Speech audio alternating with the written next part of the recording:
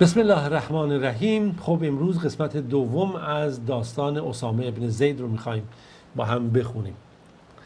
یادتون باشه گفتیم که این اسامه چگونه مورد توجه پیامبر خدا صلی الله علیه و سلم بود و علیرغم سن کمش آماده هر گونه جانفشانی بود تا اینکه در جنگ خندق همراه پیامبر خدا شد و در جنگ حنین اشاره کردیم که بالاخره مسلمان ها در یک حلقه محاصره افتادن و اسامه ابن زید با تعداد اندکی در کنار پیامبر تونستن بالاخره با جانفشانی های خودشون سبب شکست مشرکان و اون بالاخره اشرار و شرورهایی که میخواستن به پیامبر آسیب بزنن بشه و واسه این سبب پیروزی مسلمانان. اما رسیدیم به جنگ موته که در داستان زید هم ما اشاره کردیم که در روز موته که وقتی که پیامبر خدا صلی الله علیه و سلم زید رو فرستاد برای اون جنگ که بتونن انتقام حارث ابن عمیر رضی الله عنه رو بگیرن که سفیر پیامبر بود که قساسنه و عبارت امپراتوری روم اینو به اسارت گرفتن و سرش رو قطع کردن. اینا چون تحت مستعمره اونها بودن.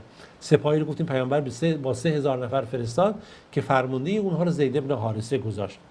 در اون جنگ خب اسامه ابن زید هم همراه پدرش هست و زیر پرچم پدرش وارد این میدان جنگ و مقاومت شده، در حالی که سنش واقعا هنوز کمتر از 18 سال هم حتی حساب میشه. اون با چشمان خودش در اون صحنه دید پدر چگونه مبارزه کرد و چگونه به شهادت رسید، اما اصلا به خودش سستی و ضعف به راه نداد، چرا که واقعا اینها میگم که انسان‌های آسمانی بودن، برای این نمی‌بودن فقط به زندگی این زمین نگاه کنند و لذت‌های این زندگی این دنیا رو ببینن، می‌دونستن که این دنیا یک مرحله گذری هست و این هم همچنان زیر پرچم جعفر ابن ابی طالب جهاد کرد در همون جنگ تا جعفر به شهادت رسید، از زیر پرچم عبدالله ابن رواحه فرماندهی اون مبارزه که جهاد کرد تا اون هم به شهادت رسید و همچنین در زیر فرماندهی تحت نظارت فرماندهی خالد ابن ولید جنگ رو ادامه داد تا اینکه بالاخره تونستن از اون کمین رومی ها اونجا خارج بشن و بتونن به خوبی و خوشی سپاه مسلمان ها نجات پیدا بکنن.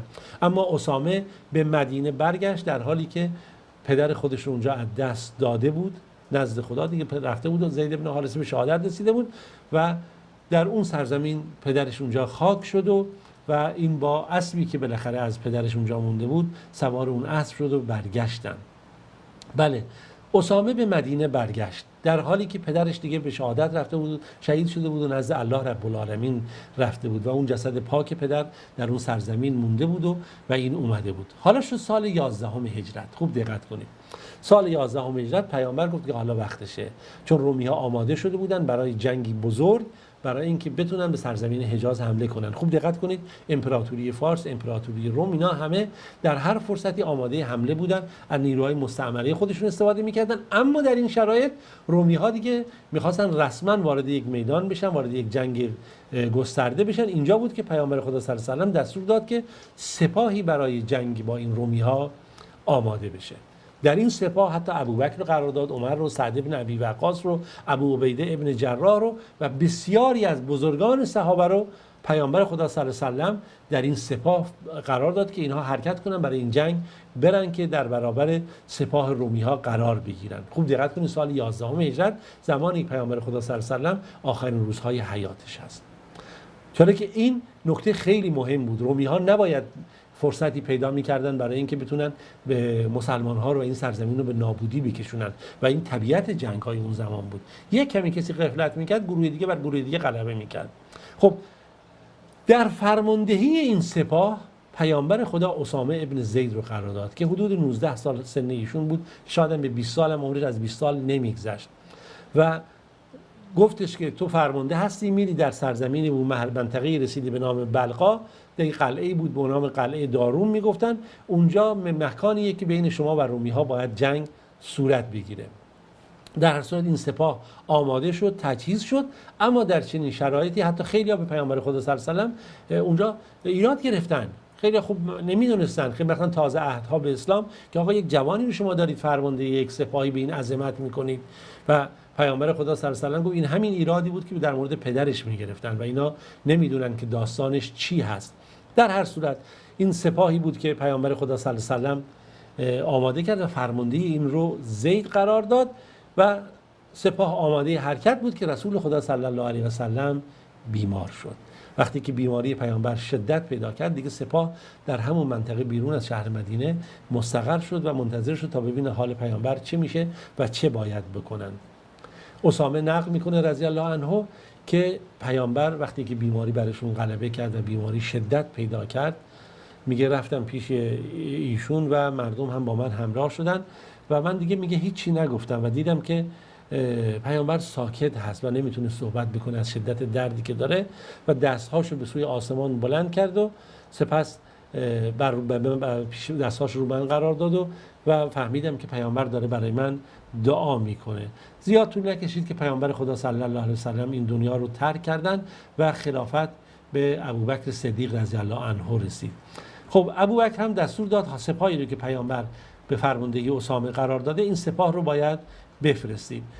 تعدادی از انصار اونجا گفتن بابا الان تو این شرایط که وقت فرستادن این سپاه برای جنگ نیست، پیامبر خدا از دنیا رفتن، بالاخره شورش‌هایی پدید اومده، از جاهای متفاوت در سرزمین حجاز قبایلی دچار ارتداد شدن و موارد خیلی متعدد، الان زمانی نیست که این سپاه برگرده. گفتن به عمر تو برو با ابوبکر صحبت کن، برو با ابوبکر صحبت کن، به ابوبکر بگو که الان وقتش نیست که این کارو بکنی، بذار برای فرصت دیگه و نباید اینجوری باشه. عمر اول قبول نکرد، گفتن نه تو از طرف ما برو باهاش صحبت کن، بالاخره از طرف یه مسابقه کم سن و سال هست و فلان اینها.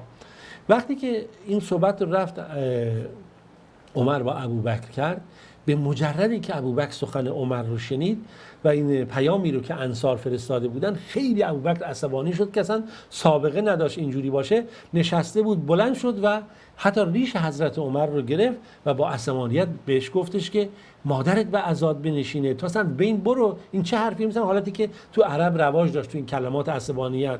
رسول خدا صلی الله علیه و سلم ایشون رو اسامه رو قرار داده برای این فرماندهی، تو به من میگی این از فرماندهی بردارم یکی تحمل بکنم در این جنگ و فلان؟ قسم به خدا من هرگز چنین کاری رو نخواهم کرد. عمر که وقتی صحنه رو اینجوری دید برگشت پیش انصار و بالاخره گفتن داستان چی شده. عمر به همون کلماتی که ابوبکر بهش گفته بود همینا رو بهشون گفت، با مادرتون به عزاتون بکشید، شما چیکار کردید با من و من اینجوری، ابوبکر با من این کار کرده و هرگز من دیگه حاضر نیستم حرفی بزنم. و حضرت ابوبکر در امر خودش جدی هست، گفته کار که فرق سپاهی رو که پیامبر تجهیز کرده فرماندهی قرار داده من اون رو تغییر نخواهم داد. در هر صورت سپاه به فرماندهی این اسامه جوان حرکت داشت میکرد و خلیفه مسلمانان ابوبکر صدیق رضی الله عنه اون رو چیکار میکرد؟ پیاده این سپاه رو مشایعت میکرد و همراهی میکرد که بالاخره حرکت کنن. اسامه گفت ای خلیفه رسول خدا، قسم به خدا یا شما سوار بشید یا من از اسب بیام پایین. ابوبکر صدیق گفت نه، قسم به خدا من کسی رو که پیامبر خدا سوار اسب کرده پایین نمیارم و خودم هم سوار نمیشم و بذار که یک چند مقداری از غبار جنگ در راه خدا یا خاکی که در مسیر خدا هست بر مثلا روی کفش‌های من یا بر روی بدن من هم بنشینه. بعد دیگه اینجا بود که رو به اسامه کرد، همون اصطلاح خداحافظی داریم ما در شریعت که سنت که میگه استودع الله دینک و امانتک و خواتیم عملک، که تو رو به خدا میسپارم، دین تو به خدا میسپارم و آخر امر تو یعنی عاقبت به خیری تو به خدا میسپارم، که بعد ما همه بخوایم که ان شاء الله عاقبت به خیر بشیم. و بعد گفت من به تو همون فرمانی رو میدم که رسول خدا صلی الله علیه و سلم فرمان داده و تو بعد به همون سمتی که بری. بعد ابوبکر رو بهش کرد که سرشو پایین آورده، رو که اصطلاحاً به حالت مثلا خواهشی رو به اسامه کرد. گفت اگر میبینی که اشکال نداره عمر رو اجازه بده به من پیش من بمونه، که چرا اینجا من به عمر نیاز دارم در این مرکز خلافت. اسامه هم گفت اشکالی نداره، من عمر رو اجازه میدم. در هر صورت سپاه اسامه ابن زید این سپاه حرکت کرد و طبق فرمانی که رسول خدا صلی الله علیه و سلم داده بود این سپاه به سرزمین منطقه بلقاء رسیدن. در اون بلقاء قلعه دارون که در اون منطقه بود رسیدن، در سرزمین فلسطین. میشه گفت با حضور اینها در این سرزمین اون هیبت و شوکت رومی‌ها چیکار شد؟ در قلب مسلمانان شکست گیری. مسلمانان هنوز آمادگی دفاع دارن و در واقع این حرکتی بود که زمینه سازی شد برای فتح سرزمین شام و مصر و شمال آفریقایی که در اون موقع غرق تاریکی و ظلمت بودن. در هر صورت اسامه برگشت با همون اسبی که پدرش به شهادت رسیده بود، در حالی که غنایم زیادی هم در همون مسیری که حرکت کردن در این جنگی که بالاخره جیش حرکت کرده بود تونستن پیروزی‌هایی رو به دست بیارن، این غنایم رو برگردونن.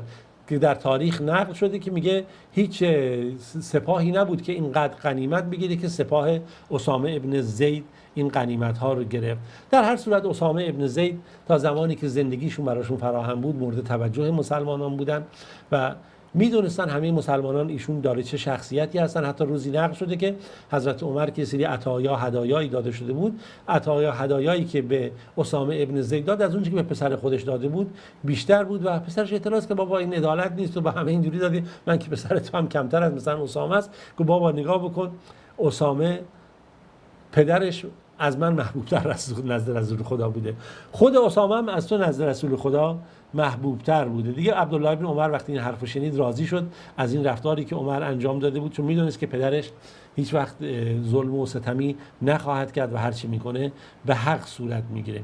حتی نقل شده پیامبر خدا صلی الله علیه و آله گفت من کان یحب الله و رسوله فلیحب اسامه، هر کی خدا و رسول خدا رو دوست داره باید اسامه رو دوست داشته باشه. و این نکته‌ای بود که در نگاه به اسامه و عظمت ایشون ما میتونیم ببینیم. یک واقعیتیه که این نامی است که بالاخره از ایشون برای از محبت پیامبر، از عظمت و مقامی که مطرح شده براش فراهم شده. یک مطلبیه که بعد از من اشاره بکنم، نکته خیلی مهمیه که میگن یک فردی بود، یک زنی بالاخره در زمان پیامبر خدا صلی الله علیه و آله در غزوه فتح مکه بود، کجا بود، بالاخره اتفاقی افتاده بود و بعد یک حکم شرعی بر این صادر میشد. اینا گفتن چیکار کنیم؟ بریم پیش اسامه حب رسول الله. اسامه پیش رسول خدا صحبت بکنه. میگه اسامه رفت پیش رسول خدا گفت بالاخره این زن از قبیله خاصیه فلانیه، این کار رو نکنین، حد انجام ندید. بعد پیامبر گفت اسامه تو با من صحبت میکنی در برابر حدی از حدود خدا، قانون خدا، من کوتاه بیام از قانون کوتاهی بکنم؟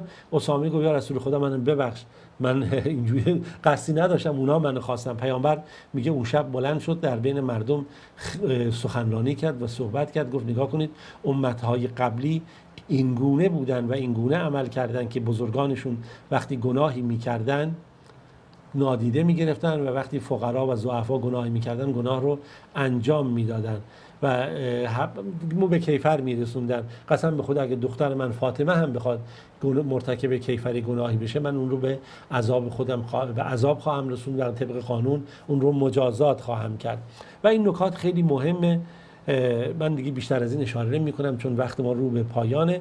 فقط تنها نکته‌ای که مد نظر هست برای ما خوبه، برای شما جوانان، برای نوجوانان، با زندگی یاران رسول خدا صلی الله علیه و آله بیشتر آشنا بشید.